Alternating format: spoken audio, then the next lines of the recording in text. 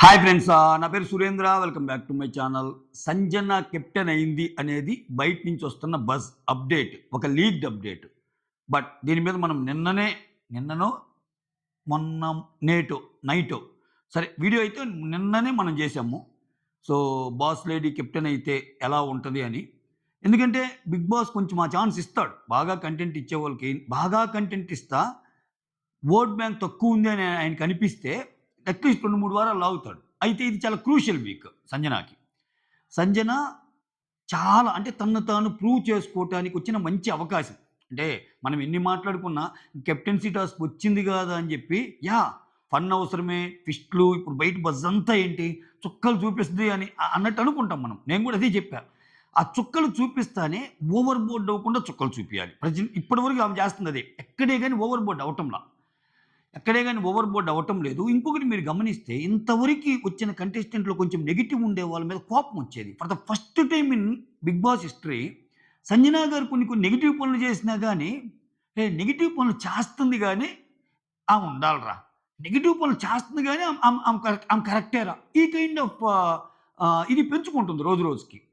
So, అసలు ఆమె captain ఎలా అయింది? కెప్టెన్ టాస్క్ ఏంటి? ఓకే.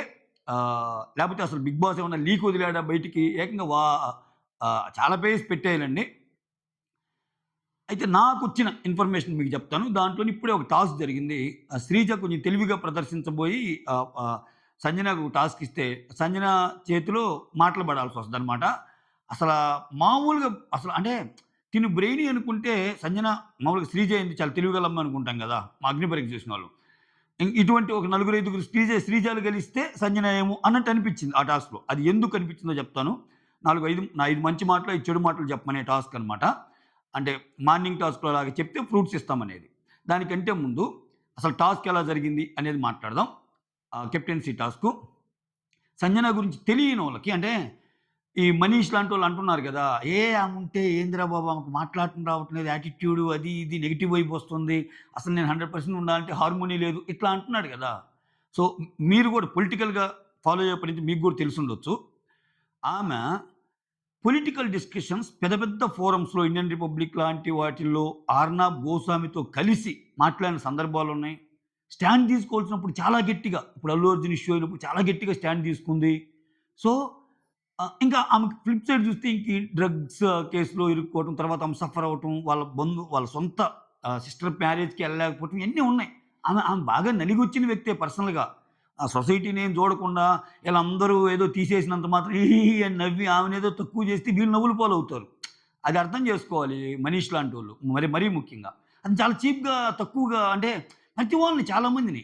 రాము రాథోడేమో "నువ్వు అలా చేస్తున్నావు" ఆయనకి ఏదో ఇన్‌సెక్యూరిటీ ఉన్నట్టుంది. రాము రాథోడేమో ఒక ప్రశాంత్ లాగా, పల్లవి ప్రశాంత్ లాగా ఇది చేసి కప్పు కొట్టుకొని పోతాడేమో, ఏమేమో ఫుల్ డామినేట్ చేస్తుంది. ఈమెకేమన్నా వస్తదేమో, లేకపోతే ఇంకొకరికేమన్నా వస్తదేమో, లేకపోతే కామనర్స్‌లో మనలో మనకి ఎవరికైనా వస్తదేమో, ఇటువంటి నాట్ ఓన్లీ మనీష్ ఈ కామనర్స్‌లో ఎక్కువున్నాయి ఇటువంటి ఫీలింగ్స్.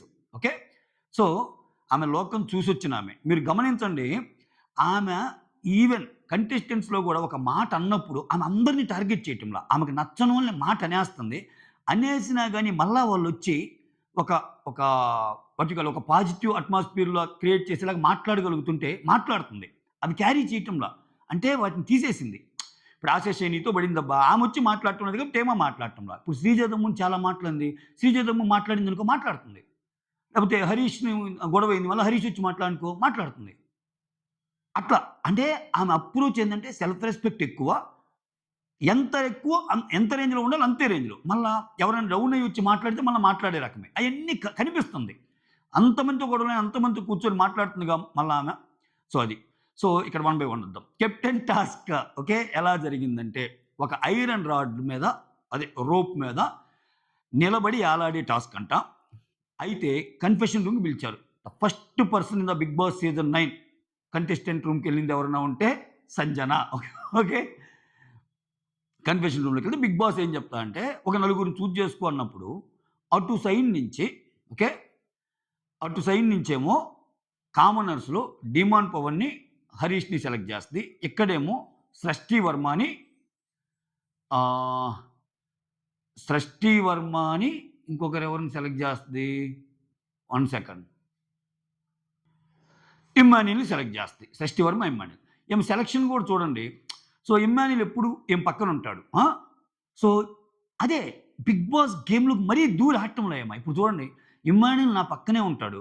సో ఇప్పుడు ఇమ్మాన్యుల్‌కి కొంతమంది బిగ్ బాస్ బాగా తెలివైనోళ్ళు ఏం చేస్తారంటే ఏం ఆడతారంటే ఇప్పుడు నాకు ఇమ్మాన్యుల్ క్లోజ్ అని తెలుసు. ఇప్పుడు నాకు అవకాశం వచ్చింది. ఇప్పుడు నేను ఇమ్మాన్యుల్ గాని పెడితే అది స్వార్థం అనుకుంటారేమో అని జనాలనుకుంటారని ఇప్పుడు ప్రియా లాంటోళ్ళు ఇట్నే ఆలోచిస్తారు. జనాలనుకుంటారని అవకాశం వచ్చినా ఇమ్మాన్యుల్ చేయదు. పోయి చెప్పాల్సింది చెప్పిద్ది. "అరే! ఎందుకు లేరా మళ్ళా నిన్ను చేస్తే వాళ్ళందరూ అనుకుంటారు" అని చెప్పిద్ది. బట్ ఇమ్మాన్యుల్ చేసింది. ఆమె ఏదైతే నిన్ను అనిందో, "రేయ్! మనం ఇద్దరం వెళ్ళిపోదాం గ్రూప్‌గా. నాకు నువ్వు తోడురా, నీకు నేను తోడొస్తా. తొక్కుకుంటా వెళ్ళిపోదాం" అన్నట్టు మాట్లాడేది కదా! అది చేసింది.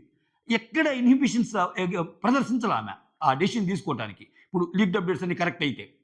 ఆ తర్వాత ఇంకొకరికి ఎవరికి ఛాన్స్ ఇచ్చింది? షష్ఠీ వర్మకి ఛాన్స్ ఇచ్చింది. ఎందుకంటే షష్ఠీ వర్మ అవకాశం పెద్దగా రావటంలా ఆమెకి. ఒక రకంగా ఆమెను తిట్టింది.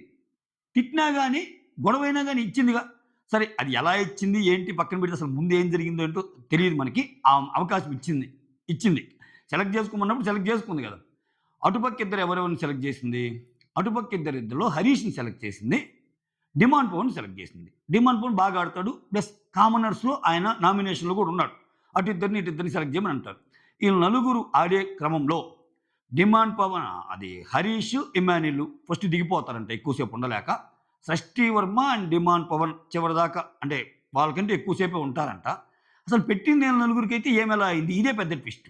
ఇది మాత్రం ఆళ్ళకి గూడా అప్డేట్ ఇచ్చేవాళ్ళకి గూడా తెలీదన్నట్టు వచ్చింది. అంటే ఆ తర్వాత ఏం జరిగిందో తెలీదు. ఇది కొంచెం ట్విస్ట్ ఉంది. సో, వాళ్ళిద్దరు గూడా బాగా పెర్ఫార్మ్ చేయలేదో, లేపోతే ఈ నలుగురు వేస్ట్ నువ్వే ఉండు సంజన అని అన్నాడో, లేపోతే ఇంకేదన్నా జేసిందా? ఆ! ఇయన్నీ క్వెషన్ మార్క్స్ అనమాట. ఫైనల్‌గా మాత్రం సంజన కెప్టెన్ అయింది అనేది తెలుస్తుంది.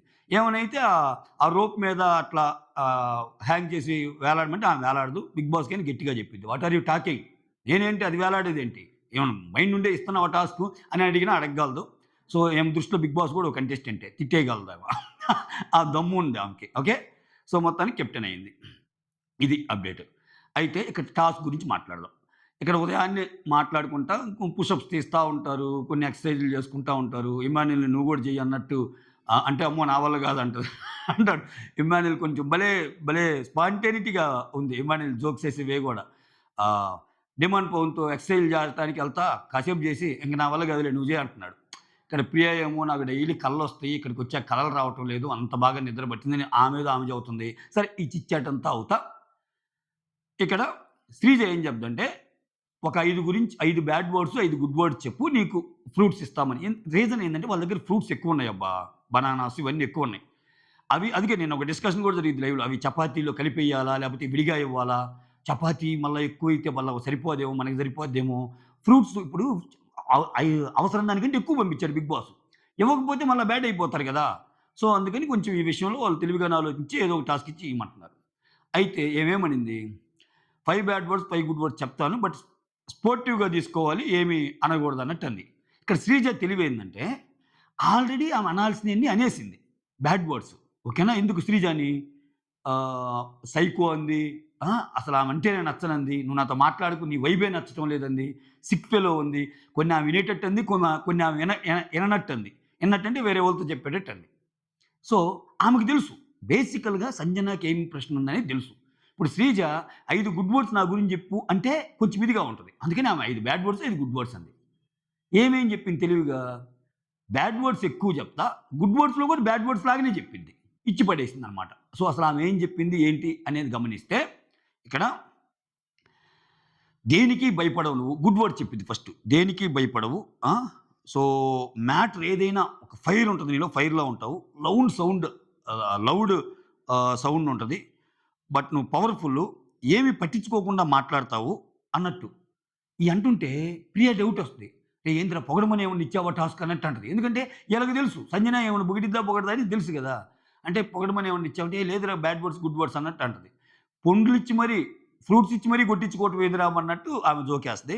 ఆ తర్వాత ఇక్కడ చూడండి లౌడ్ సౌండ్ చేస్తది అనేది అక్కడ చెప్పింది గదా! పాజిటివ్‌గా ఇక్కడ బ్యాడ్‌గా గూడా ఏం చెప్తది? నువ్వు లౌడ్ సౌండ్ చేస్తావు గానీ, అవసరానికి మించి అతి సౌండ్ చేస్తావు. అసలక్కడ విషయం లేకపోయినా ఎక్కువ మాట్లాడతావు. అట్లా ఇచ్చిన గుడ్ వర్డ్స్‌లోనే బ్యాడ్‌గా ఉండేటట్టు డిజైన్ చేసి చెప్పేసిద్దనమాట ఆమె. చాలా బాగా చాలా బాగా అనిపించింది నాకు. అడిగి మరీ కొట్టించుకోవడం అంటే ఇదేనేమో. ఆ తర్వాత అణిచివేస్తుంది. అందరిని అరిచేస్తావు మోర్ దాన్ రిక్వైర్డ్. ఏదైతే అవసరమో దానికి మించి అరిచేస్తా ఉంటావు ఎక్కువ. ఓకే. మామూలుగా మాట్లాడినా ఇనిపిస్తది నువ్వు. ఎందుకు అంత ఎత్తున ఎందుకు మాట్లాడాలో అర్థం గాదు. ఓకే. ఇంకోటి నువ్వు ఒక లైన్ క్రాస్ చేసి పర్సనల్ స్పేస్‌లోకొచ్చి మాట్లాడతావు. అది అసలా తప్పు. ఓకే. కొంచెం సెటిల్ అవ్వాలి నువ్వు. సెటిల్‌గా మాట్లాడాలి. ఓకే. నువ్వు ఫైర్ ఉంది నీవు. అక్కడ చూడు పాజిటివ్‌గా ఫైర్ ఉందన్నా. ఫైర్ ఉంది. కానీ ఆ ఫైర్‌లోనే కొంచెం ఎక్స్‌టెండ్ అయిపోయి హర్ట్ అయ్యేటట్టు చేస్తుంది. ఆ హర్ట్ ఎలా చేస్తుందంటే ఇంక తట్టుకోలేని విధంగా హర్ట్ అయ్యే విధంగా మాట్లాడుతుంది. ఓకే. సో, ఈ గేమ్ షో వెనకాల ఈ గేమ్ షో అయిపోంగానే మాకు జీవితాలున్నాయి. ఇవన్నీ ఆలోచించకుండా మాట్లాడుతుంది అన్నట్టు ఏసేసింది. ఏసేసి చెప్పేసింది. ఆ తర్వాత ఇక్కడ ఇది జరుగుతుంటది. అక్కడేమో వేరే వాళ్ళు చూపిస్తా ఉంటాడు. ప్రాబబ్లీ చాలా మంది గురించి చెప్పుంటది. ఒక ఇద్దరి గురించే చూపిచ్చాడు. నేను చూసేటప్పటికి తర్వాత. తర్వాత డిమాండ్ పౌండ్ గురించి. అంటే చూడు కంటెస్టెంట్ గురించి ఎంత పట్టుందో. ఇక్కడ ఆమె సెలెక్ట్ చేసుకోవటం వెనకాల గూడా సెలెక్ట్ చేసే వెనకాల గూడా కొంచెం స్ట్రాంగ్ కంటెస్టెంట్‌నే సెలెక్ట్ చేసింది. ఇప్పుడు 'హరీష్' గాని, డిమాండ్ పౌండ్ గాని, డిమాండ్ పౌండ్ పుషప్స్ ఇదేస్తుంటాడు గదా! సో, ఎక్కడే గాని అక్కడ కొంచెం ఆహ్, సెలక్షన్ గూడా బాగానే ఉందన్నట్టు అనిపించింది నాకు. సృష్టిని గూడా సెలెక్ట్ చేయటం వల్ల. ఆమెకు అవకాశం రాలా ఇంతవరకు ప్రూవ్ చేసుకోవడానికి. ఒక అవకాశం ఇచ్చిందేమో అన్నట్టు అనిపిస్తది. లేపోతే అవకాశం ఇచ్చి ఆమె గాని ఫెయిల్ అయితే చూడాలనిపించిందా? సంజన మాటలకి అర్థాలే వేరులే ఒక్కోసారి. ఆ! ఆ తర్వాత డిమాండ్ పౌండ్ గురించి ఏం చెప్తుందంటే అమాంగ్ ఆల్ ద ఓనర్స్ కొంచెం కనిపించాలి ఇంకా ఇతను.